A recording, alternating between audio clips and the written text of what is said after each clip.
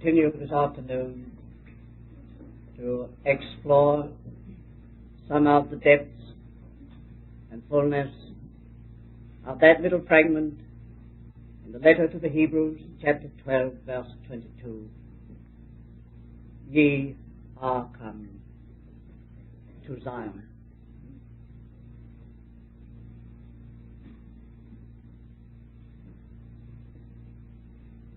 It is common knowledge that this document, called the letter to the Hebrews, marks the transition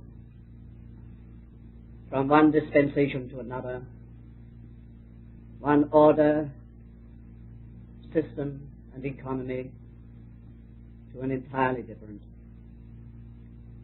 From all that was temporal and earthly, material,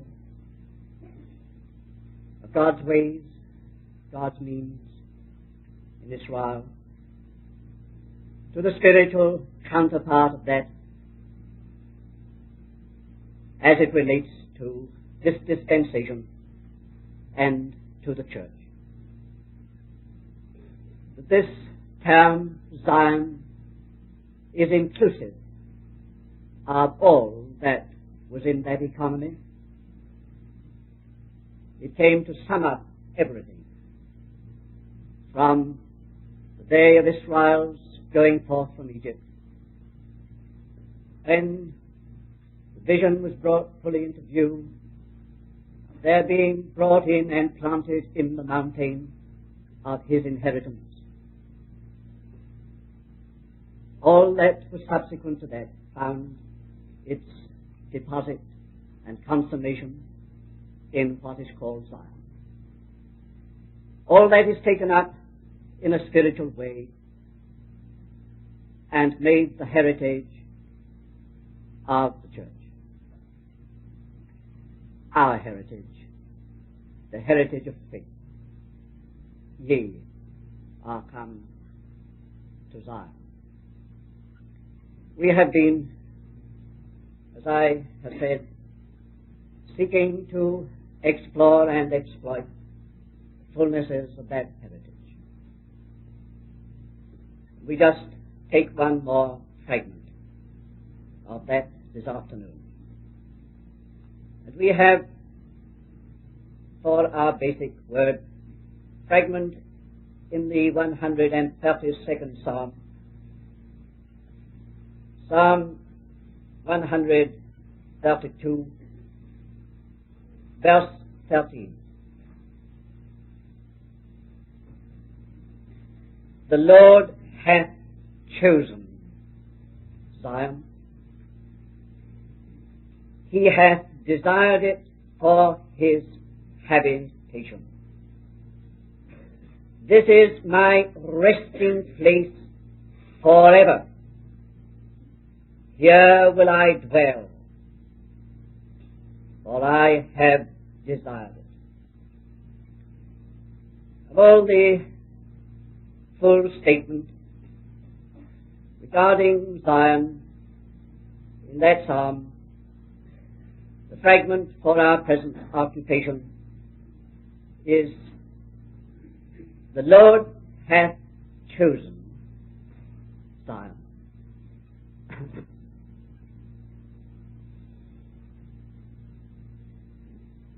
In the very blood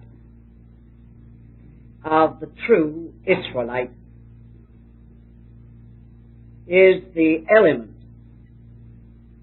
of selection and election. That is, of a difference and a destiny.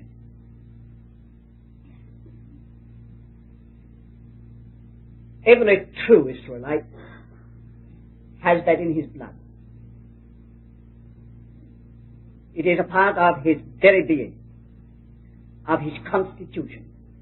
The deepest thing in him, in his consciousness, in his very make-up, is that he is something different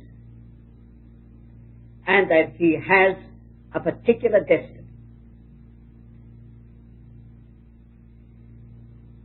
it has become customary to refer to Israel as the chosen people, or God's chosen people.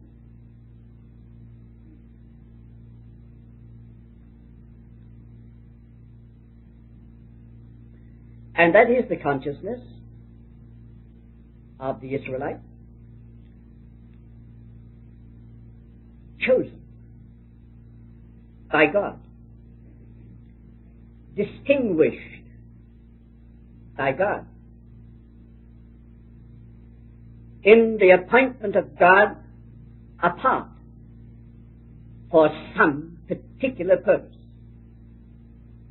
That is, in his blood, a sense of destiny. These two things go together: difference and destiny, apartness and purpose.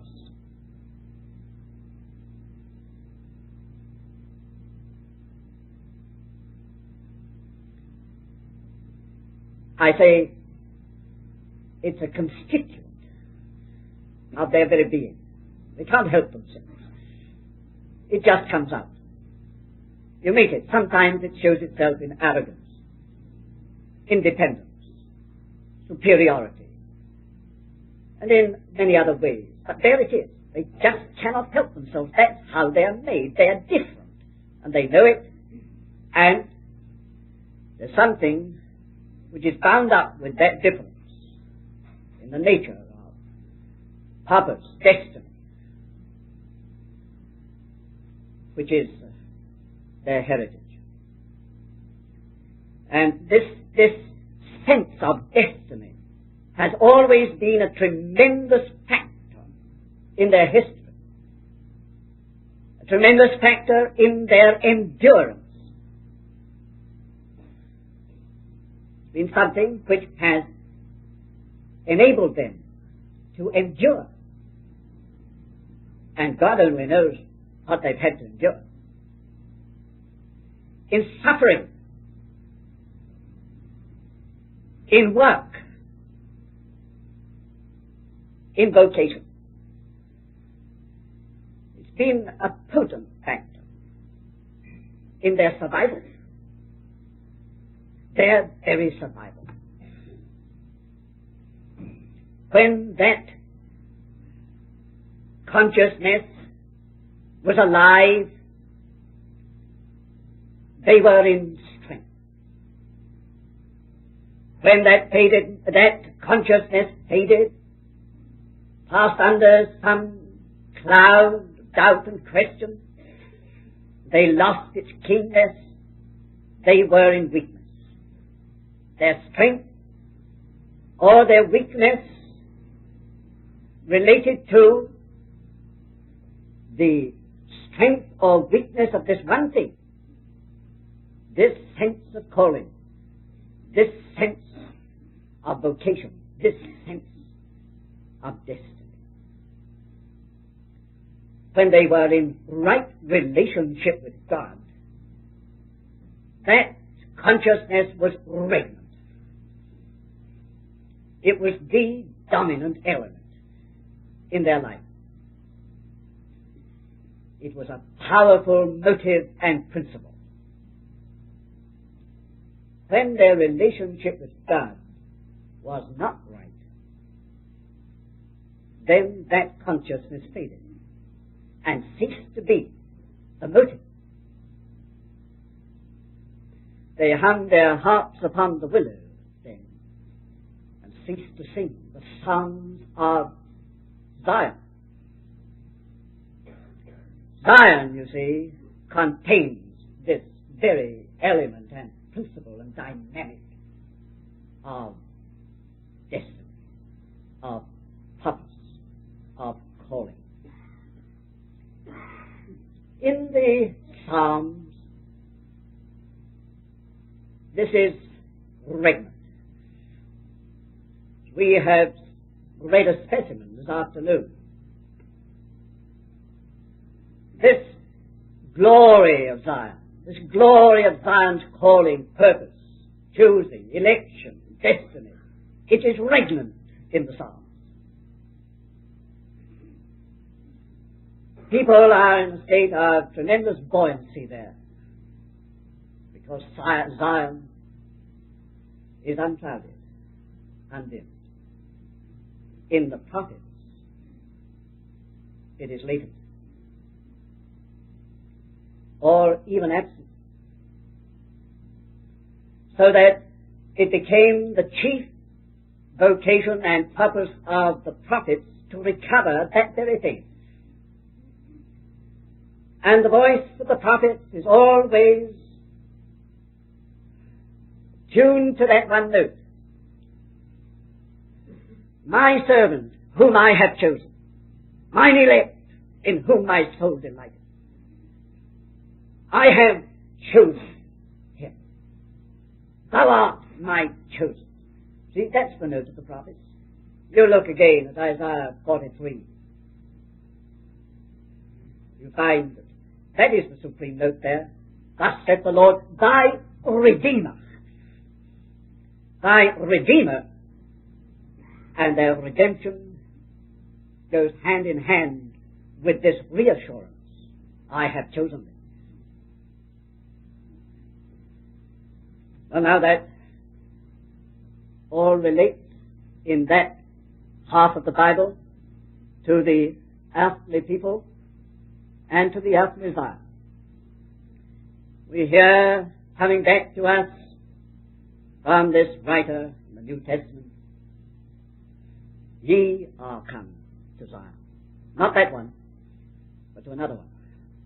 A superior, transcendent Zion. The heavenly Jerusalem. The spiritual Zion. Ye are come to Zion.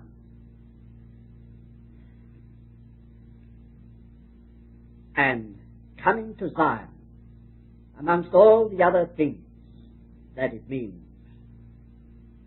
coming to that very thing. Coming to the eternal counterpart of the temporal. That divine choosing, that divine electing, that divine calling, that divine, that heavenly destiny. We find this made clear in the New Testament in two ways. Firstly, in new birth. If it was true that in the very birth, that is, in the very blood and constitution of the Israelite, this sense of vocation and destiny was so strong, so powerful. That is true in the new birth of the child of God. It is there as a great factor present, but in birth as a general principle. We do not define it in this way. We do not give it this kind of definition in words. But when it is put to us in this way, yes, that's just what we know. That when we were born again, we immediately became conscious of there being, after all, some purpose in our being on the earth. It was then that life took on its real meaning. Whatever we had thought and felt about life up to that time, now we become conscious of there being some meaning about life of which we were never conscious before. We just feel now we've begun to live. And now life has got a meaning, a purpose. I say that is there as a general principle in the very constitution of the new birth. It's a test as to the reality of the new birth. It's a testimony to a very great fact that somewhere behind our birth, all unknown, beyond our understanding and comprehension, there is a design. There is a purpose. We are no accident. There's a meaning. I say it's if I may use this of the spiritual, it's in our blood by new birth. That, of course, is open to your attesting. You know it's true. It is at least as potent a reality and fact in the birth of the child of God by faith as ever it was in a Jew. If your new birth has not brought that, not so that you can put it in the words, the form in which I have put it, but something that you know to be true. That life has only just begun, and purpose has only just come in, and sense of destiny has only just arisen. If that is not true, your conversion, then you've missed something. You've missed something. Because it is, I say, a blood constituent of the new generation. It's there as a general principle in new birth. And that is the meaning of being born anew.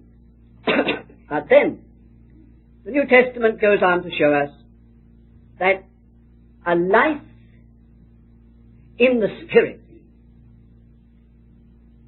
which after all is the enlargement, the fullness of the meaning of new birth.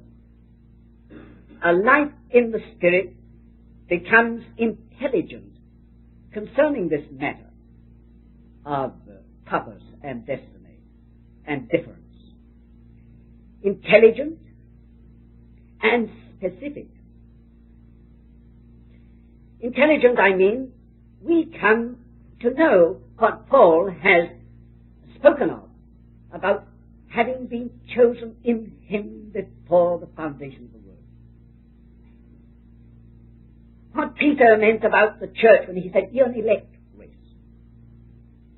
It's only another word, another English word for the same original, chosen, elect. We come intelligently to understand that now we are somehow chosen by God. Before we had a being that has been introduced to us at our new birth, we become aware of it, begin to understand something of what that means. God has chosen us. We can understand what the Lord Jesus meant when he said, ye did not choose me, but I chose you. I chose you. This is something that God has done for which there is no accounting on any other ground than on the ground that God did it. God's sovereign act. We begin to understand that it is so. And intelligently we are able to grasp more and more the teaching, especially through Paul, concerning this matter of election. Choosing and calling. What a favorite word of Paul's that was. Calling. Called according to his purpose. Called according to his purpose. Called. Purpose. According to his purpose. The purpose of him. So on. These are great words which are all gathered into the one word, destiny. Destiny. And a life in the Spirit, mark you, means growing intelligence about that, a growing understanding of that. It is not only now the basic consciousness, but the growing understanding of what that means. And as we grow in understanding of what it means to have been chosen, to have been called according to his purpose, life takes on a great deal more fullness of meaning and value and power. It becomes something of tremendous power and potency in our lives as we grow into the understanding of them. It's a mighty motive. A mighty motive. It's the thing that also girds us for the race, the journey, and the battle. You see, this is very closely in keeping with this letter to the Hebrews. Because it is this very sense of destiny that is being spoken of in relation to men right back from Abel onward.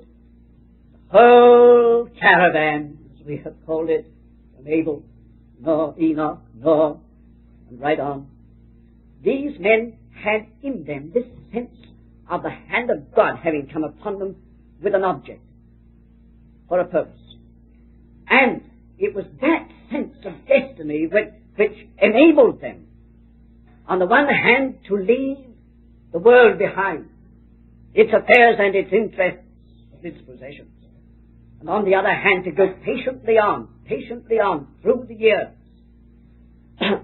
They were men who had seen something. They had seen something. Abraham saw my day, said the Lord Jesus. Abraham saw my day. He rejoiced to see it. They'd seen something. Abraham had seen something that this world could never give the answer to. A city and a heavenly country. No matter how much they possessed of this earth, they never answered to it. They'd seen something. Still kept them going. Moses saw something. He saw the God of Israel. And he saw the pattern of the things in the heavens. But he saw more than that. He saw more than that. What a tremendous suggestion is found in this. Accounting the reproach of Christ greater riches than that of Egypt. The reproach of Christ. He'd seen something that could never find its answer in the types and the figures and the symbols and the whole earthly representation. He had seen something heavenly. And so all these men had seen something. And that seeing was bound up with this sense of being called and of destiny. And it kept these men going. Of Moses it says he endured as seeing him who is invisible. Seen something. And he endured. He endured. They endured. And what was the power, the thing that girded them to endure, to suffer, and to die, still in faith, not having obtained? It was this something in them. It was a part of them, not something they'd taken on, something that was inborn, sense of purpose, God appointed, destiny. Yes. The letter to the Hebrews gathers that all up and says, seeing we are compassed about with so great a cloud of witness, let us run as they ran the race with patience. Let us lay aside every weight and the so easily besetting sin. That's doubt. That's unbelief, as the context shows. Lay it aside, run with patience. Girded by this same wonderful seeing, sensing, knowing. We are called, we are chosen, we are related to some tremendous destiny. But then, this becomes specific. It becomes specific. It is not just general. Zion is something that becomes very concrete in Israel. It is, so to speak, the gathering up of all that the nation means, and all that the land means, and all that the city means, and concentrating it, so to speak, at one point. It's something very concrete and concentric. So that this sense of destiny becomes not something quite general, and spread over, and indefinite, but something quite focused. And ye are come to Zion. this is but a repetition of something we have said more than once in the conference. This is something that is presented to faith. And something that you and I have got to recognize as being a matter which concerns us. So that while the apostle will present the truth and tell us the facts about being chosen in Christ, elect according to the foreknowledge of God the Father, and so on, while he would tell us all that, he'd say, look here, walk worthy of the vocation wherewith you're called. Make this something that comes into your everyday life. And it will redeem your everyday life from the ordinary, from the monotony, from the trivial. It will lift you right up onto another level. You know that you are, as a child of God, related to some tremendous purpose. And you've got to live on the basis of a great purpose. It becomes specific in that way. But let me analyze that. You see, Zion, as we have said, is a collective conception. That is, it is that which joins the Lord's people all together in one. They found their concentric point in Zion as a nation. It was not Zion that was their cohesive strength, thing that brought them together. Of course, naturally and literally that was true, as they, at the given times, all went up to Zion. From all the tribes, they came there, and their national unity was celebrated or enjoyed. But though they had to live apart in many places, and during the intervening months, they seemed to be insular. Really they were not. And Zion was the testimony to and the experience of their oneness as a people. Now, that is a great factor about this whole matter of Zion where we are concerned spiritually. That it is a collective, shall I use the more familiar word, a corporate thing.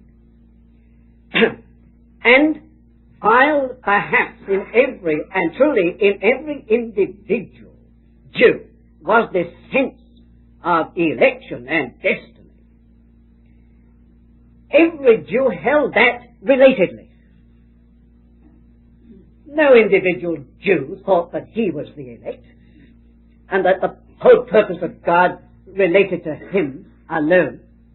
He knew that what he had of that calling, that election, and that destiny was a related matter.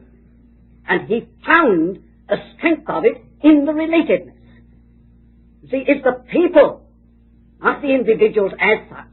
The individuals share it in their relationship with the whole people. God is after a people for a purpose and for his purpose. And you and I will have our main sense and strength of destiny and purpose in a related way.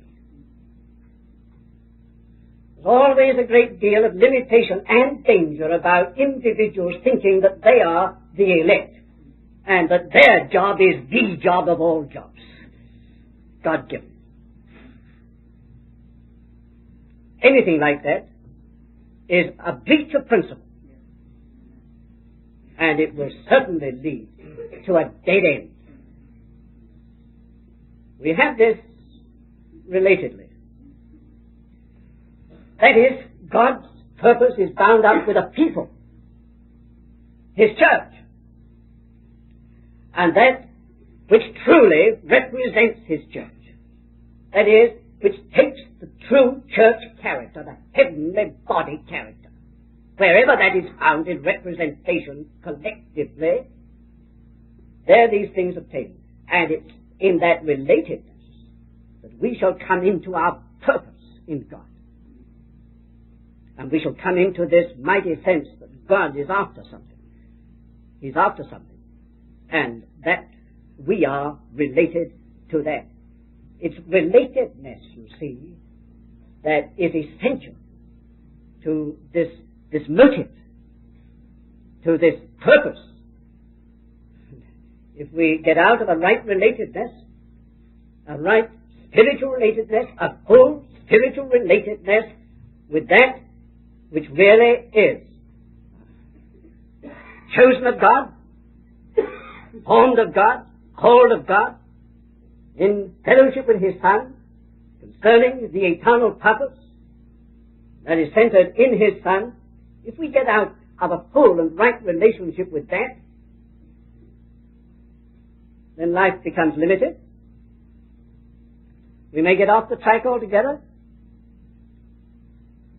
Weakness will set in, and it will not be long before we begin to ask questions whether after all we've been deceived. Whether all this wonderful truth about being called and chosen really relates to us. Now you see, that's exactly what happened when Israel got away from Zion. While they were in Zion, all right, no questions, all is strength, all is life, all is fullness, things are happening. But then, through their spiritual decline, they were moved away from Zion. They were out of immediate touch with Zion, see, and became a scattered people. And big questions arose whether after all they were the elect people, whether they really were God's people, whether this was not all some wonderful, beautiful illusion, that they were called to a special purpose. The whole thing came into question. And they lost their vision. And where there is no vision, the people go to pieces.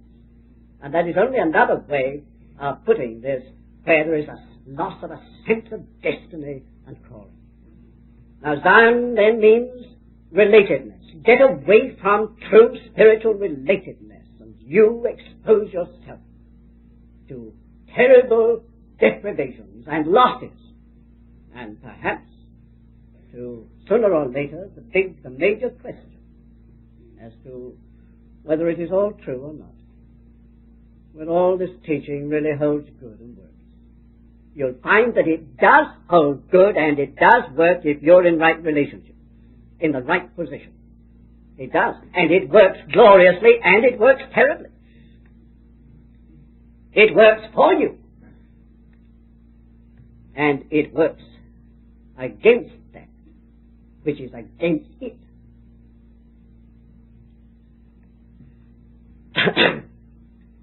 Now, I know that so many people have this difficulty. You speak about being called, chosen, for a great purpose. What's the purpose of my life? Where do I fit into this? And what is my function? And you're always making an individual and personal matter of this in a wrong way.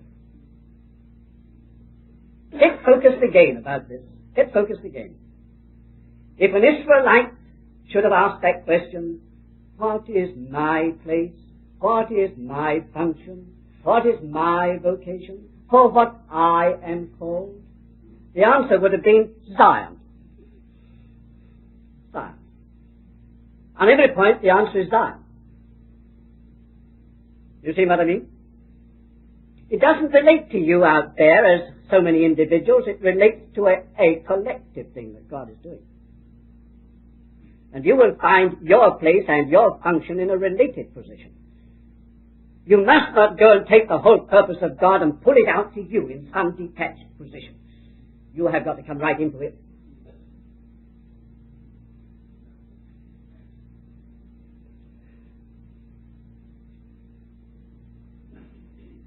A tremendous factor in vocation, in fellowship, in strength, in purpose, in fellowship. And the enemy spoils the work and spoils the purpose, brings in weakness and disintegration immediately. He gets us out of fellowship. And that's why he is so concerned to do it. To do it. But listen to your own heart. Listen to your own new nature. And that's why he is so concerned to do it. To do it. But listen to your own heart. listen to your own new nature. What was it that was in every Israelite in those days when things were right? They were distributed over the land from Dan to Beersheba, from the utmost frontiers scattered. But this was true of them all. There was an inward gravitation towards Zion. They longed for Zion. Their thoughts were turning to Zion. If only we could get to Zion. It's difficult to wait for the day to go up to Zion. See? Their inner being was all the time gravitating in that direction. Listen, dear friends, to your new nature and disposition. Is it not a very part of you to long for the fellowship of God's people? Is that not true of us? We just must have it. Our life seems to depend upon it.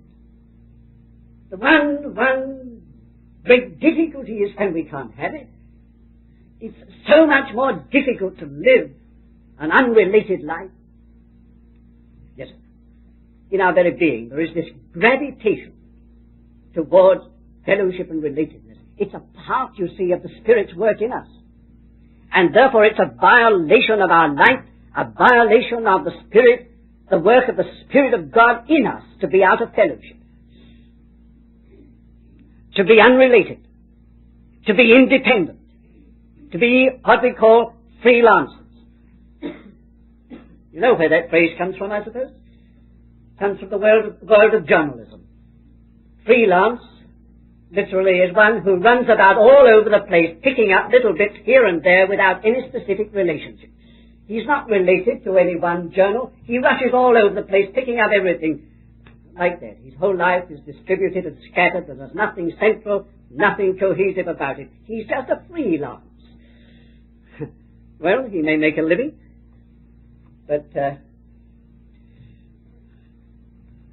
he may maintain an existence, or make something good out of it in a way. But you can't have that sort of thing in Zion. You can't have that sort of thing in Zion. Zion means that we are bound together with the people of God, wherever they are, whoever they are. Yes, the people of God because they are the people of God. Not because they belong to our society and come along our line of things, but they're the people of God. We are one with them on the basis of Christ. Mark you, if that is true, God is able to do things. God will stand by us. Well, with Israel, this whole matter depended so much upon the fullness of their spiritual life and their allowing that life to govern, that inner life to govern and responding. If ever anybody should have resisted the gravitation of their life, they would have found themselves in a very difficult position. Sometimes a tribe did that, and disaster followed. And in the case of the Lord's disciples after his resurrection, there was one man, at least, who tried it on and had a very miserable time. Poor Thomas. He stayed outside. When they were having a grand time inside, he stayed out.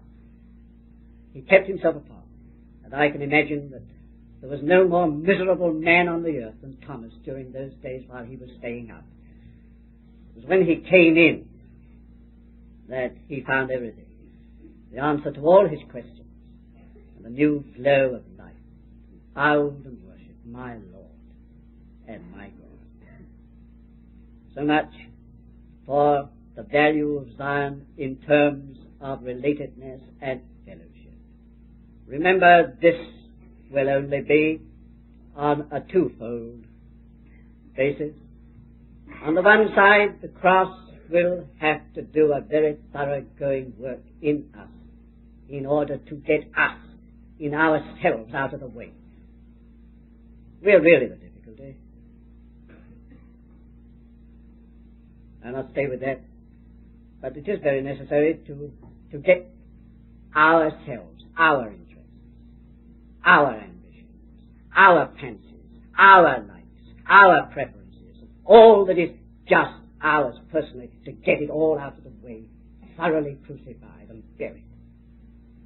And on the other side, the positive side, to be entirely under the lordship of the Holy Spirit. The lordship of the Holy Spirit, where the Holy Spirit does dictate everything, and we answer to his dictate. Now I want to pass to another point. Zion was and is the motive of revival.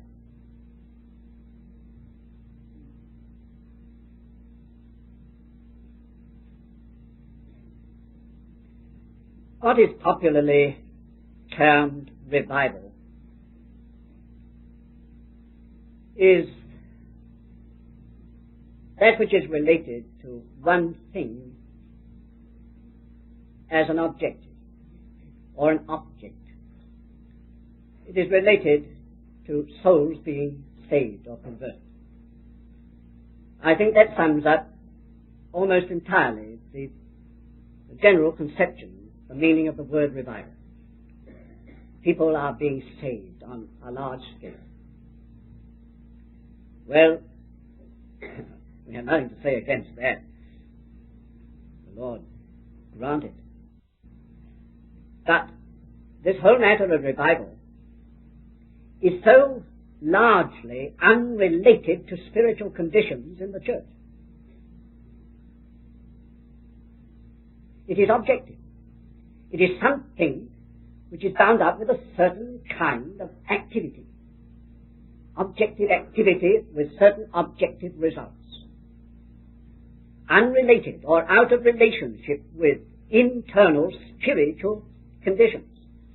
And mark you, this matter of revival can be, and I fear often is, a blind to the real need.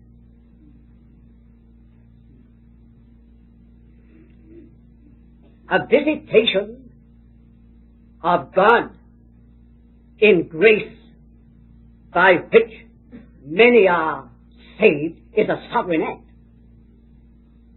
It is an act of sovereign grace. But acts of divine sovereignty, of sovereign grace, are one thing. That is the thing with which there is so much occupation and concern. A sovereign act or visitation of God in grace for the salvation of souls. That is right, good, has been, and God grant that it may be again. Man is concerned mainly with what he calls revival in these terms, meaning outward happenings. God and the Bible think of revival in terms of the recovery of something. It is revival. It is the recovery of something that has been lost. Now the whole of the prophetic or prophet section of the Bible was occupied with revival in that sense. The recovery of Zion. The recovery of Zion. Look through the prophets and see if that is not the burden of their message, the burden of their cry, burden of their prayer. It's all that Zion may be recovered, restored, may come again. The recovery of the glories of Zion. Zion to come into the place that it once held. That runs right through the prophets. So that the prophetic ministry has to do not just with the sovereign acts of God's grace externally and objectively, but with the recovery of something in the people of God themselves. And that really is God's way of touching the nations. It was not until that was true of Israel that the nations were touched. God made that state of things internally basic and contingent for the touching of the nations. And the other will follow. Yes, the other will follow. As day follows night, spontaneously, when God has in his people what he wants. You will not need to have special efforts to get souls saved. They will be quietly being saved all the time. There will be something going out that is touching lives on an ever-widening circle when God gets what he wants amongst his people. It must be. It is like that. It is spontaneous. It is inevitable. So the prophets did not cry and pray that the nations in the first place should be saved. They prayed that Israel should be saved, and then they saw that the nations would be touched. We see something of that probably this evening. But there's a statement of fact that revival from the Bible standpoint is internal before it is external. It is recovery. It is recovery. And for that, a prophetic ministry, a ministry concerning Zion is needed. See what Zion really means. Spiritual. Stands for. Heavenly aspect. To have that burden, that vision and that burden, and a ministry. That doesn't only mean a preaching ministry. It means as much a praying ministry. It means a burden on your heart. That's a ministry sometimes. It doesn't get on the platform. It's a burden on your heart which finds expression. Oh, that the Lord's people, I with them, whereas the Lord would have them be. In the full meaning of Zion. Recovery. My last word follows on that. Zion is a means to God's larger, greater end. Therefore, that which it represents, that testimony, that full testimony to the Lord Jesus in person and work and place in the divine appointment, that as a revelation to the hearts of God's people, has to be planted in the nation. It has to be there. The strategy of God is just this, that he plants a testimony. A testimony which is so according to his mind, answering to his thought, that he finds it perfectly safe to add to that. That's God's way. That's what we have in the New Testament. Just what he did. He planted a testimony in a nucleus here, and a group there. And there they lived in the good of Christ, his work, his place. And what happened? God added daily to the church those who were being saved. God added. But God must have something to which he can add with a sense of confidence. God is not going to add to our institutions. God is not just going to add to and build up our particular private interests in Christianity. God is going to add to his Son. And his Son as represented in his people. He'll add according to the measure of his Son. Believe me, this is the key. This is the key to the growth of the church. It's a remarkable thing. It's a remarkable thing, true to history, that where there is something that answers to God's thought in greater fullness, and Christ is there. Christ is the basis. And Christ is there in expression. God adds to that. God adds to that. The solution to empty churches, the problem of empty churches and all that, is along that line. It's going to be solved at all. That's the only true way of solving it. God adds when he's got that to which he can confidently add. So he must have Zion, that he may build up Zion. He's not going to build up things. He builds up Zion. And Zion is the testimony, living testimony to and expression of his Son in fullness. God plants in order to add.